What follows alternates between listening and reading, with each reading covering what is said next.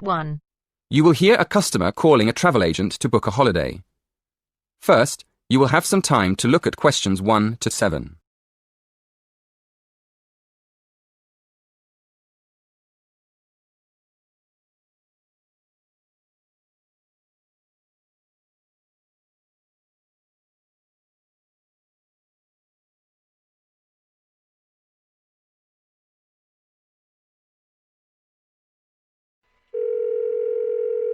Hello, Travelwide, can I help you?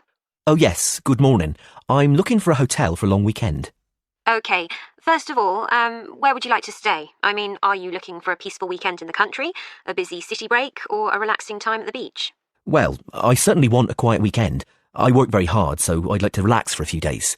Right, so it would be country or beach. Which would you prefer? The beach is very relaxing, but I think I'd rather go to the country this time. Okay, that's fine. Let me have a look at country hotels. Would you like to stay at a spa hotel, where you could swim, read, eat healthy food, and have relaxing treatments? Or would you prefer a family hotel on a farm? I must say I like the idea of a spa. Well, that's great. Now, let's just look at our spa hotels. You definitely don't want the beach. No, I'd like to go somewhere in the countryside, somewhere where I can go for walks. Okay, then it won't be the Ocean Waves Resort. Farmhouse Getaways is a family-run hotel in the country, but it's not a spa. How does Sparkling Spring sound? It's a luxury spa hotel in the countryside, with an indoor heated pool and views over the fields and woods nearby. That sounds exactly what I'm looking for. Let's go for that. Excellent. Now, if I can take some details, I can make the booking for you. Could I have your full name, please? Yep, my name's William French. William French. And your address? Number 4, The Willows, Stan March, Norfolk, NE1 4SP. The Willows. Sorry, how do you spell that? WILLOWS. The Willows.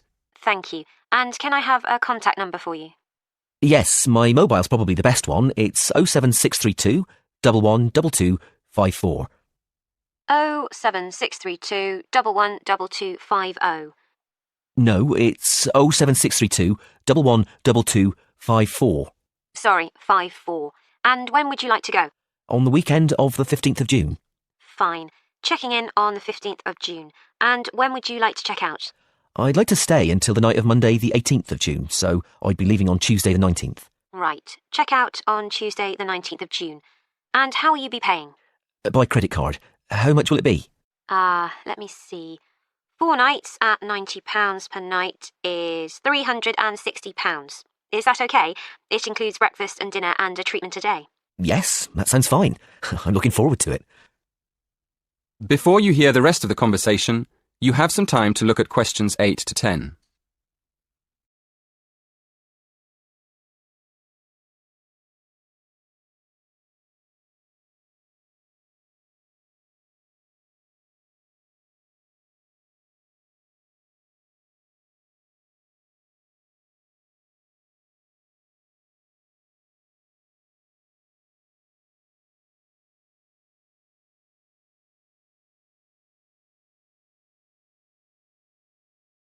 Now listen and answer questions 8 to 10.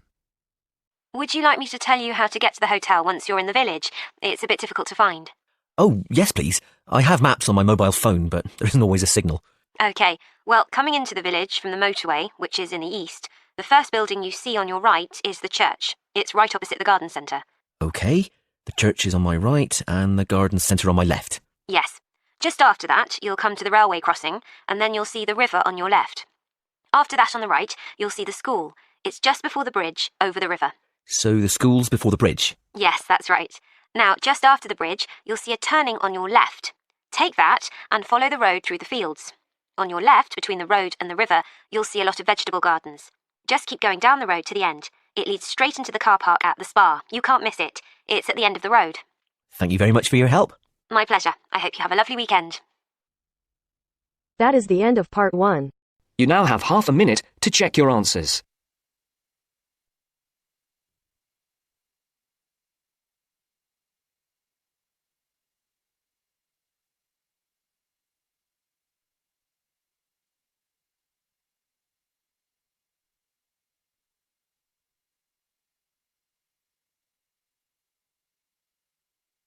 You will hear a dialogue between two students, David and Jim. First, Look at questions 11 to 14.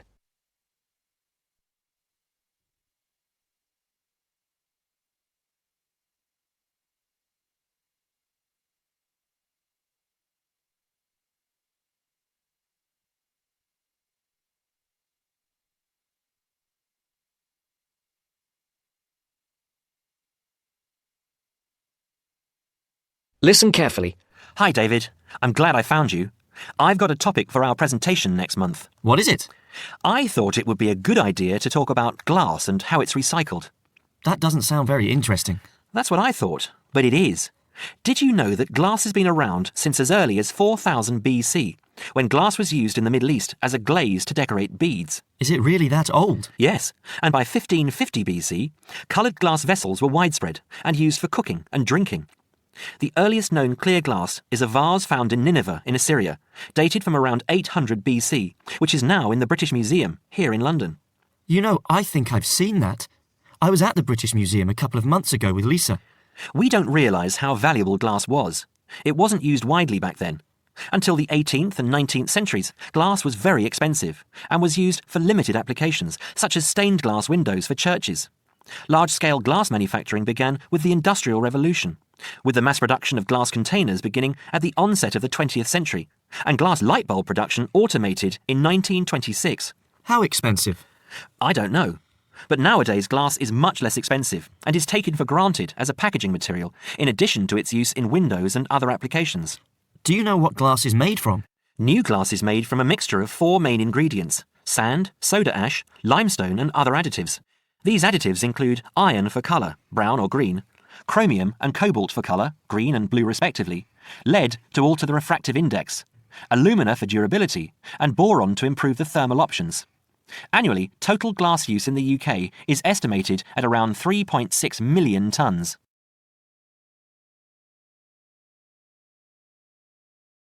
Before the broadcast continues, look at questions 15 to 20.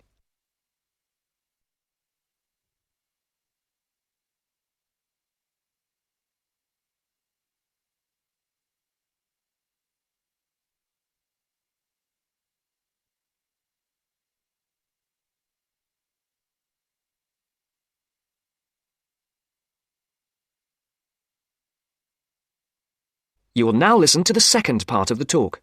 You're kidding. That's phenomenal. What do we do with all that glass? Where does it go?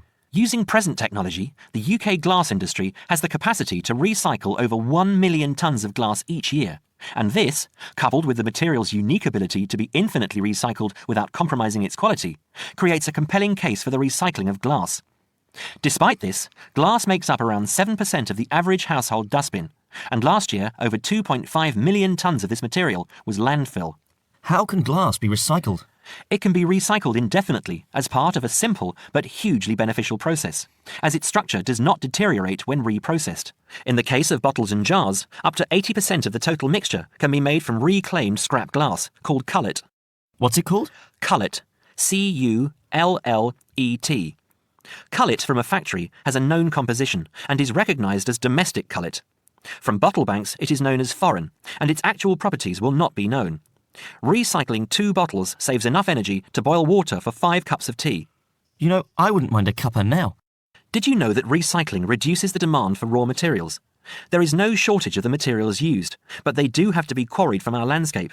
So from this point of view, there are environmental advantages to recovering and recycling glass. For every tonne of recycled glass used, 1.2 tonnes of raw materials are preserved. Recycling also reduces the amount of waste glass which needs to be used as landfill. I know. It's a social conscience we all need to have.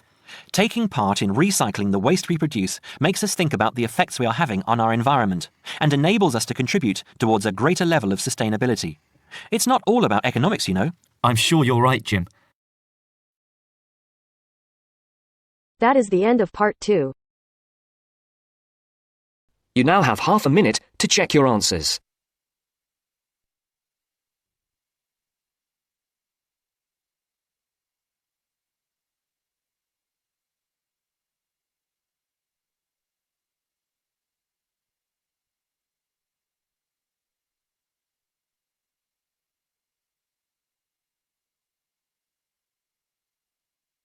Now turns to part 3. Part 3. John has applied to train as a teacher and is being interviewed. In this stage of the interview, the interviewer will discuss John's previous studies and work experiences. First, you have some time to look at questions 21 to 25.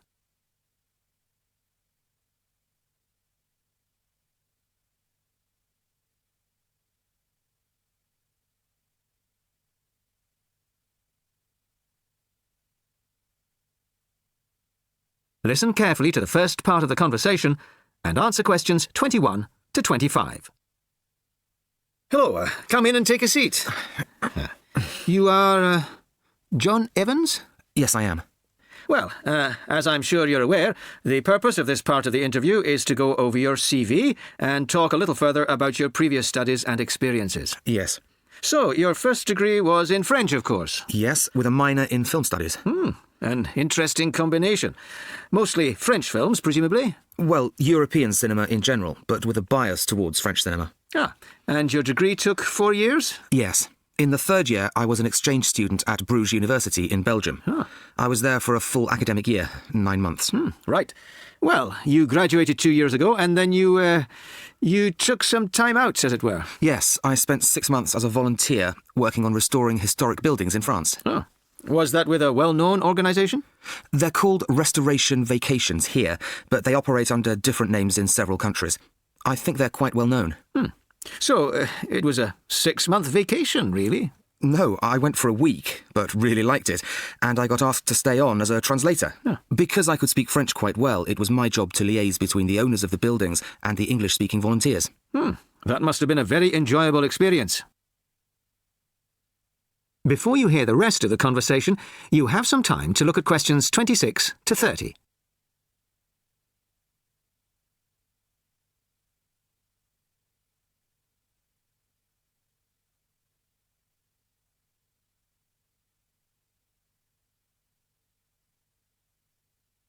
Now listen and answer questions 26 to 30.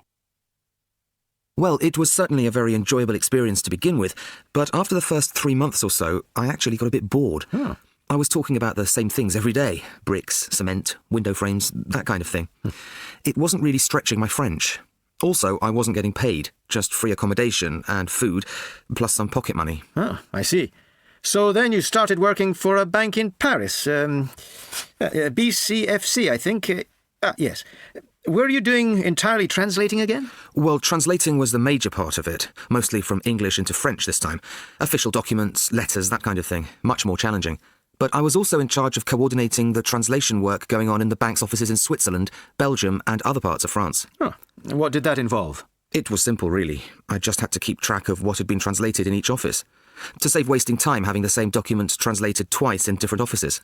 So, you stayed there for a year and a half, and then you left. Why was that? Simple, to apply for this course. I see. Why give up a secure job in Paris to train as a teacher here? I've always imagined that I'd be a teacher, really. I loved being in Paris, but I wouldn't want to spend the rest of my life working for a bank.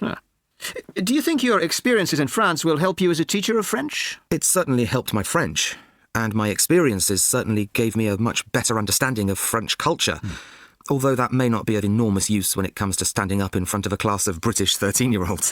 Perhaps not. Thank you very much.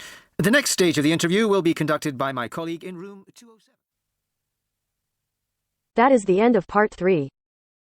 You now have half a minute to check your answers.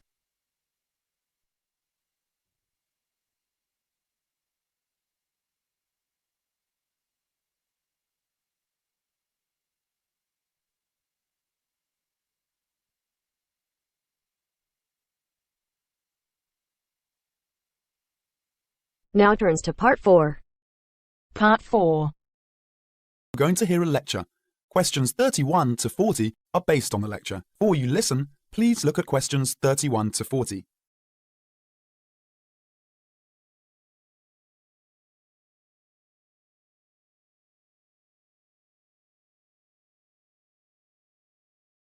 Now listen to the lecture and answer questions 31 to 40. Urban and community forestry can make great differences in our lives. Each one of us can make a personal contribution. As we develop and apply technologies for a better way of life, Oftentimes, side effects adversely affect our natural environment. For example, in our urban areas, summer temperatures and noise levels are higher than in surrounding countryside.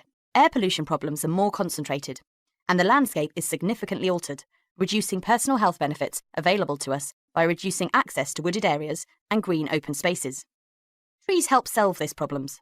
Now, 75% of us live in cities and towns, and we can act individually to improve our natural environment through planting and care of trees on our own streets, and by supporting community-wide forestry programs. Through technology, we are learning more about trees and how they benefit mankind, and how we can do a better job of planting and caring for these trees that make up our urban forests. Trees are major capital assets in Australia's cities and towns, just as streets, sidewalks, sewers, public buildings and recreational facilities are part of a community's infrastructure. So are publicly owned trees. Trees, and collectively the urban forest, are important assets that require care and maintenance, the same as other public property. Trees are on the job 24 hours every day, working for all of us to improve our environment and quality of life. Without trees, the city is a sterile landscape of concrete, brick, steel and asphalt. Picture your town without trees. Would it be a place where you would like to live? Trees make communities livable for people. Trees add beauty and create an environment beneficial to our mental health. Trees impact deeply on our mood and emotion, providing psychological benefits which are impossible to measure. A healthy forest growing in places where people live and work is an essential element of the health of the people themselves.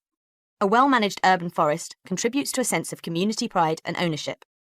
Trees and other plants make their own food from carbon dioxide in the atmosphere, water, sunlight, and a small amount of soil elements. In the process, they release oxygen for us to breathe.